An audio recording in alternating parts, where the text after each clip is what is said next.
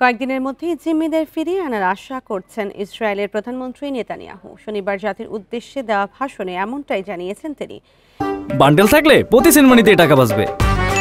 বিকাশ send money bundle কিনে জিতুন প্রতি লেনদেনে। এ সময় সামরিক ও কূটনৈতিক চাপের মুখে হামাস জিম্মিদের মুক্তি দিতে রাজি হয়েছে বলে দাবি করেন নেতানিয়াহু। নেতানিয়াহু এমন সময় কথা বলেছেন যখন গাজার যুদ্ধের অবসানের লক্ষ্যে আরও বিস্তৃত আলোচনা করতে মিশরের রাজধানী কায়রো উদ্দেশ্যে রওনা দিয়েছেন প্রতিনিধিরা।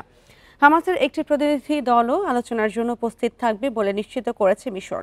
আলোচনার জন্য মধ্যপ্রাচ্য বিষয়ক দূত স্টিভ উইটকফ ও জামাতা জারেড কুশনারকে কায়রো পাঠিয়েছে মার্কিন প্রেসিডেন্ট ট্রাম্প।